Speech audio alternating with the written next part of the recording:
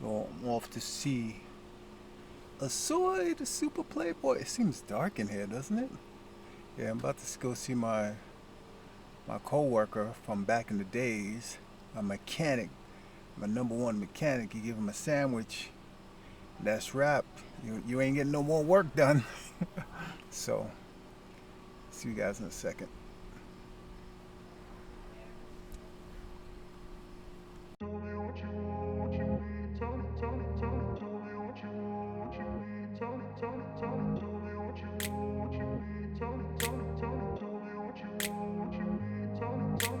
grew up in a place where they told you what to chase, told you how to run the race. Every move was on the page, but I didn't like their way. Had to fight and misbehave, had to find a way to change, had to leave to find my way.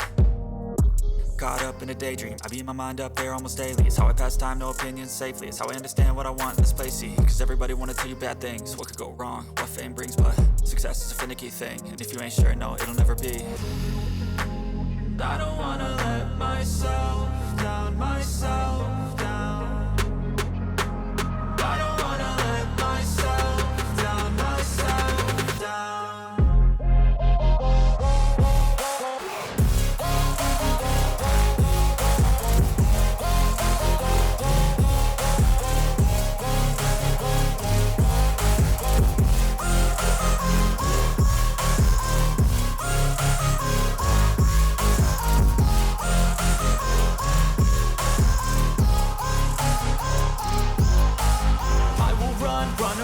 I don't have to plan it, I can go change my fate. You won't understand it, all alone, that's okay. People I can't stand them, they don't want me to. Out of nowhere, Bobby was the best ad-lib person around in the shop. He was an uncommitted comedian. Like, he didn't know it was comedy. Oh, you like that? My little buddy? yeah, he was definitely one of a kind human being, man. I had the fortunate to be very close to him, you know, for so long. I remember one day in the showroom, you guys weren't busy in the shop, and he came up in the showroom. To try and sell someone a bike? Yes. He would do that one time, remember? Yeah. And then the guy would be like, hey man, I was thinking about getting this bike. I don't know, which bike should I get? And Bobby would be like, come here. And he'd take him into the shop, and he'd go over by remember I had all the manuals? Yeah. And he'd go to the dirtiest manual. And you see that one right there? You see that bike right there? And it would be like it would be a manual, and it would be just completely greased up. And he'd go, don't buy that bike.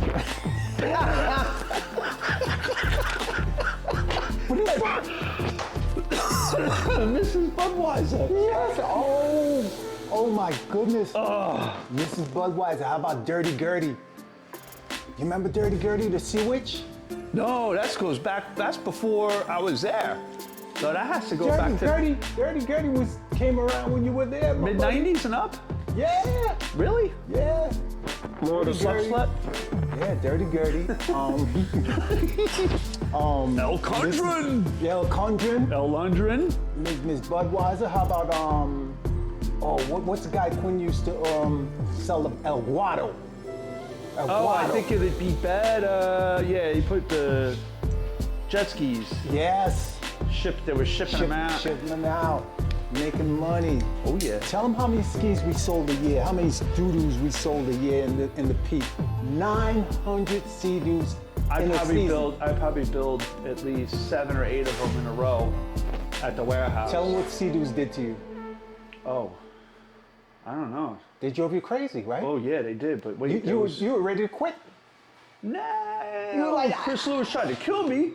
Oh yeah, you remember that day? Who saved you? Yeah. Who saved you? My buddy right here saved me. I was on that SPX, right? Yeah. And I remember the ski went whoop. And I remember watching it popped off the doo-doo, with the little doo-doo-doo. I was like, he went down once in cold water, no less. It was like November. Yeah, no. Storm season. No, it was. No, it had to be actually, you know what? It's March. It was March, yeah. Beginning of the season. Yeah, March. Chris Lewis, that's because Chris Lewis thought I was trying to kill him when I built Sean shit. Sean, yeah, man. Oh my goodness. So anyway, we went to deliver these skis. He fell off in the cold water. You guys were on the 10-foot hulls ripping through the swells, and I was on that little 8-footer with all that horsepower that sent me right up. I couldn't hang on anymore. I had nothing. I had to go back and rescue my buddy. Chris was gonna leave me for dead. Yeah, he's like, yo, let him die. Yeah. And I was like, yeah, nah, because he thought I tried to kill him, which I did. That was bullshit. Chris Lewis. Oh, Chris my Lewis, monkey boy. Cheers, George. Lewis. Sean shit. Sean shit. Oh God. I seen Sean in 2001 in Manhattan.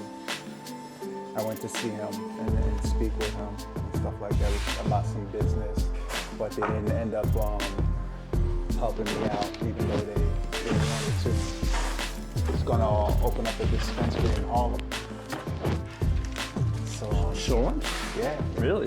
You know they got money, bro. Oh, I knew he had money. I talked to Howie about it too, and I was like, man, he really wanted to do it, but he's like, oh, I got this car, a Porsche, you know, and, I don't know. I said, go ask my girlfriend. He goes, Mama Lois? I said, yeah. Ask Mama Lois if she'd do it for me. He said, I know she would, but I don't know. These guys ain't about business. I'm about to get in that guap, man. 2 eggs with cheese. I want my eggs fluffy. Oh, who that? Where'd you go for that? Mr. Kim's. Mr. Kim's. Y'all don't know nothing about no Mr. Kim's, Make sure boy. you scrape the grill. Yep, make sure you scrape the grill, son. Remember Mr. Kim sitting at the cash register? Mrs. Kim would be giving Mr. Kim a back rub when there was nothing to do. And then that fucker would drive home in his car and you see Mrs. Kim walking. Mr. Kim was a pimp. And not too long after that, you see Miss Budweiser. Yeah, Mrs. Budweiser. She used to push a cart? No. She didn't push a Nah, cart? she would just, oh, George. Yeah. The insurance guy next door. Drunken George. Yeah. George, you're on Sunrise Highway. 10 foot, and then do another one. Yeah. I'm pretty sure George is probably gone now.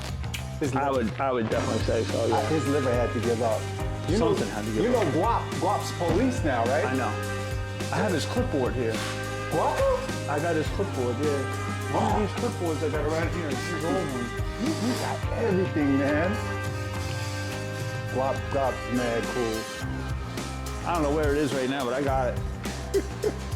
I wanted to get it back to him because he was working for Crazy Freddy. Yeah. He was at Crazy Freddy for a while. And yeah, it's somewhere. I got it somewhere. But they changed that to something else, right? After they robbed everybody. Nah, they're still ripping people Fast off. Freddy. That killed our whole industry there. Yeah. That took us out. Yeah. No, Howie took us out, my buddy. Well, If Howie didn't do that nonsense, that was an implosion and a half. And the thing is for many years now, we're still looking for Frank Matera. We don't know where he is. I think he went to Florida and No, we don't. He just disappeared. He was homeless after Sandy. He lost everything after Sandy, and we were trying to find him. And I was working with Linda, his girlfriend, and Dean, and we managed to raise some money so we can put some money on a debit card for him. And Woody was going into the city and working with a social worker that was working with Frank. But after COVID, no idea. So yeah, no news on Frank Matera. Christian, a lot of people in my life have disappeared just like that. I've had at least 3 friends that just vanished. I didn't hear anything from them or anything. Well, he was on the street though. That was the thing. Well, these people, I think they passed away. One girl I did. 2 of them, I actually end up finding out they passed away. The 3rd one that just happened to me this year, I have no information on her yet. I refuse to Google because it hurts. Yeah, it does. Yeah, you find out, Sometimes, you see it on someone's social media post, and that's when you find out. Yeah, unlike me, I don't have social media, so it's I think you're lucky in that aspect. I mean, it's a challenge.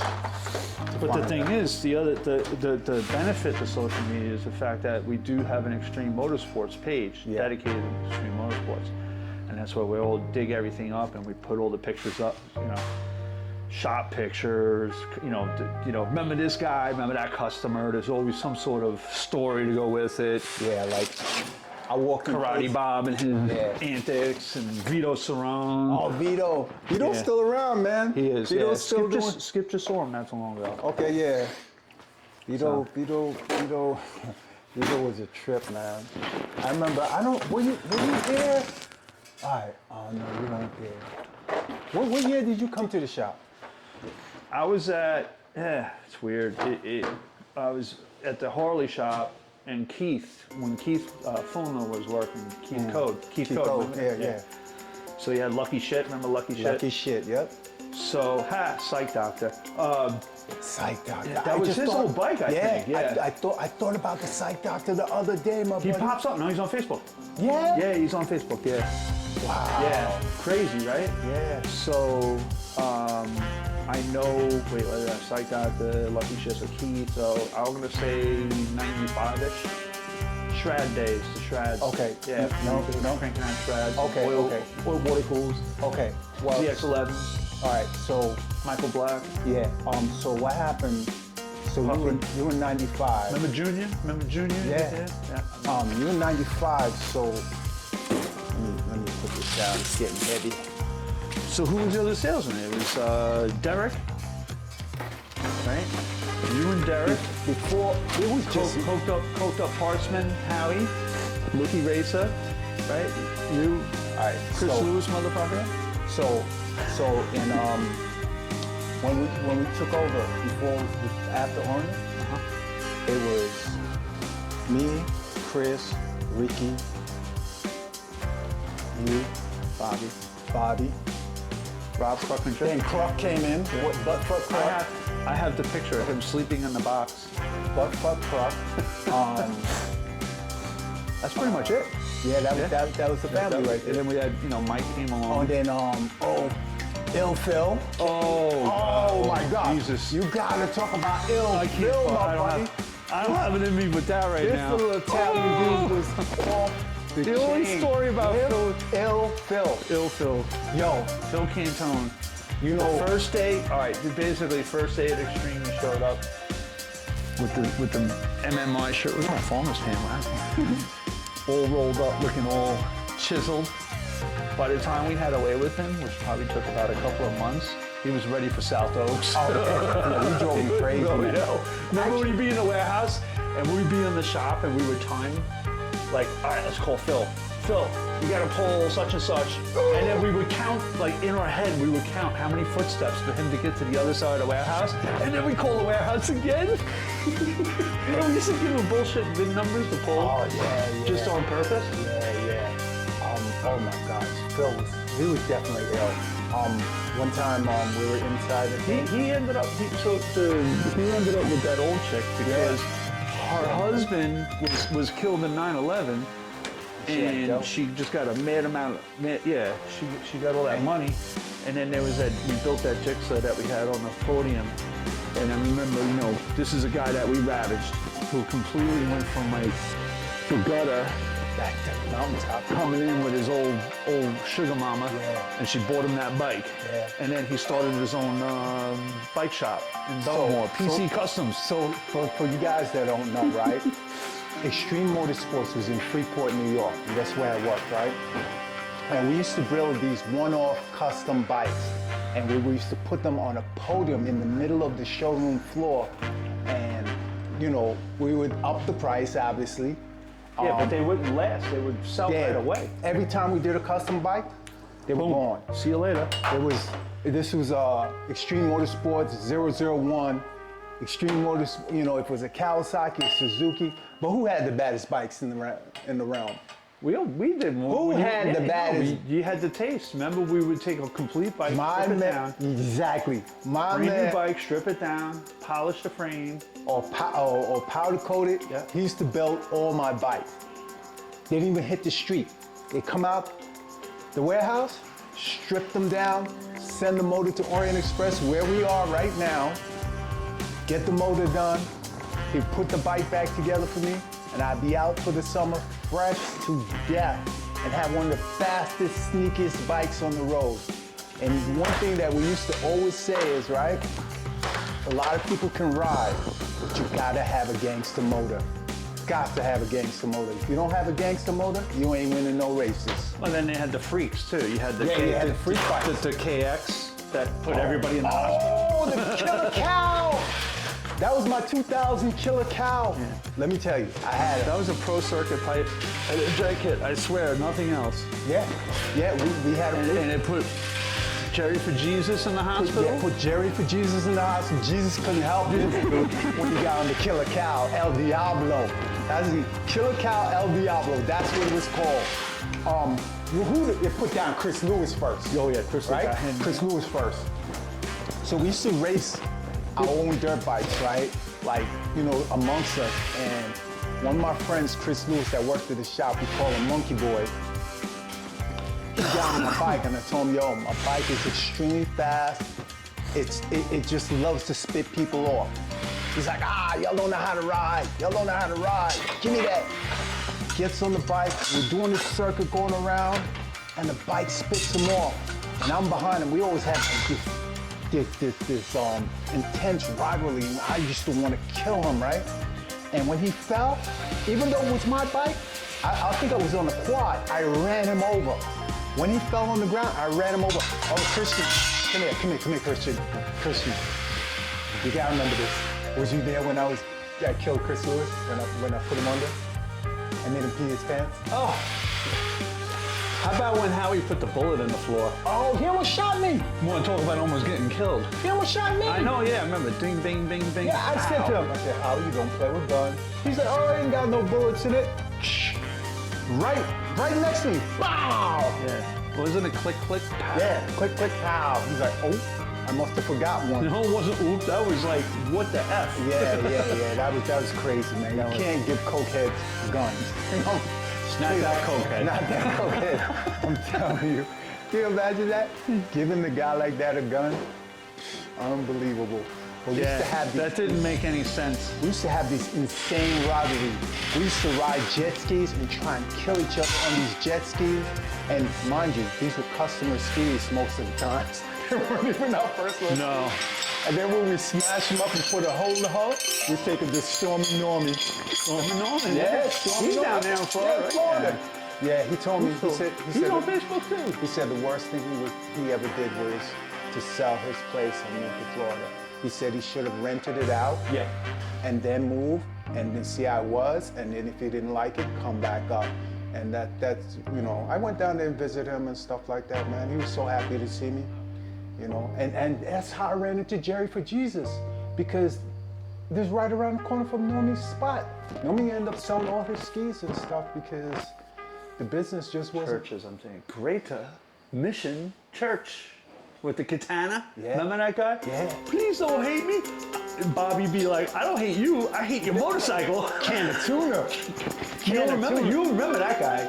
Guy had the eye that went up that way. Yeah. Big time. Yeah. Yeah. Greater. Yeah. Ricky Racer always made fun of him. Oh my God. Greater Mission Church. Yeah. Well, what happened to that kid? I remember one time. Oh, what about R2D2? Oh, I still. He's still around. Yeah, R2D2 still around. He's still around. Ray Reed? Yeah. He's one of the most. He had one of the fastest fixers for a while on the street. They were all trying to get him. Notorious. Yeah. The 21. Notorious 21. They had a bike. I built a 06.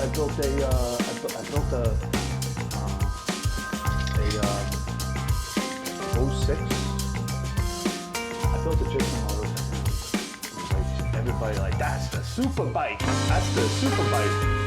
I was upstate one time coming down across Bronx River. And I'm just sitting there. I was like, holy cow, what's that? And that was him. And then it was like a minute went by and then it was like, wah, wah, wah, wah. Everybody trying to keep up with him. That's I'm what like, I oh talk shit, about. there's no joke. That thing was so evil. It was right up there with the KX. The KX. But he was, no one can touch him on that bike. And only, that motor only lasted 2,000 miles. It blew up. I still got parts in that motor here. Oh my goodness. They blew up my bike too, the ZX9. Joey blew that up. I spent $10,000 on a motor that wasn't worth $10,000, but I had one of the fastest bikes in New York. But my fastest bike was a bike that only had head work. And I like that. Just doing a lot of head work, no pistons or anything like that. My God, I used to get my bike rolling good. I think Craig Fox is out in the motorcycle industry. He hasn't come out here, so I was working for Dunlop. No, but Craig got back in. No. Did he? If anything, I just spoke to him the other day. anything, you should be talking to him because he's got a lot of, his brother has all like the 70s. Oh, no, I know. Manatees? Yeah, I know. So that's a lot of Orange Express history too. I know Manatee's got like mad stuff, man, but Manatees is hard to deal with, bro. You know? Manatee's hard to deal with. But that KX, I'm gonna tell you about my KX. It was a 2000 KX, right? It was not right. Yeah, a 125 and a pro rider. What was his name, man? The guy that rode the dirt bikes really well. He was Howie's friend, the one that built houses. Oh, Franco. Yes, Franco, yeah. Franco got on my bike, and he's basically a pro racer. He got on my bike, he's like, yeah. He said that bike rides like a 250. He said, I never felt a 125 that runs like this. He said, this bike's like a 250. Anyway, me and Kruk were out, Kruk, the King of Butt Truck, out riding. My first time on my KX, man. I was like to wheelie all the time. I went to wheelie the bike, and I lost it on the comeback because I couldn't hit the rear brake, and I put my hand down to brace my fall and still had my hand on the gas like I was doing a groin touch on the ground, and it pulled this hand back, tore the ligaments till this day. All right, I told you it was 2000, right? So that's 20 years ago. My hand still hurts. You can't get rid of those war wounds, man. It's negligible, man. They stay with you for life. But these memories, this is the reason I came here, because these memories are priceless, man. We literally could have had an Orange County shop before Orange County. Actually, you know what? Our shop should have been on TV. It was incredible. No, I mean, yeah, true, but I think before building the city, the option was to put a second level on a stream, right? So if we would have done that, We would have been okay. I think that would have been okay, because have you driven past that recently? You know that with the empty lot is now Lexus. Yeah. And then Porsche. Yeah. And then I it could have been. Yeah. So we could have been Ducati. We could have been Ducati. But that was Howie's problem, and he was wrong. Like, if 9 out of 10 people tell you not to do something, it's best not to do it. That kind of was the nail on the coffin for Yeah. right there when we did the city thing. And you know why? Being All over involved with Joe Rosano and Chicken Hawk. and the Harry Bank. Yeah. Going into Harry Bank. Wow. You know, never invest your Still money on? in the Harry Bank. Yeah. Before that, hello? Yeah.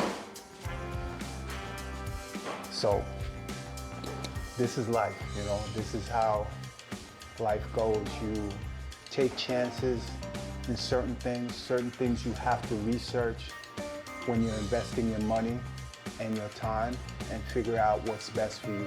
But if you have people that have been doing business with you and doing business around a large multi-million-dollar corporations, and they tell you that's not a good idea, it's not a sound investment. You have people that work for Fortune 500 companies that tell you that's not a good investment. But because of your desire to, you know, have this, what do you call it, full sense of accomplishment or status, you do stuff that doesn't make sense. You know, and opening a Manhattan motorcycle shop didn't make sense because the demographics in Manhattan does not support motorcycles, you know, especially very high-end motorcycles. So That's how our shop actually fell. We were in the hood, and we were doing good in the hood, you know, because the demographics dictated it. I won 4 awards in a row as a gold seller for Suzuki's on the East Coast. I was the #1 salesperson for GSXRs 4 years in a row for Suzuki. I've got plaques, I've got jackets, you know. I used to do my thing, you know, sell them killer cows and them Zooks. That was our bread and butter, man. And our shop, we did our thing. We had the greatest mechanics, man. Everybody wanted to come to us. I'm gonna come back to you guys in a second when Christian comes back off the phone. All right, peace.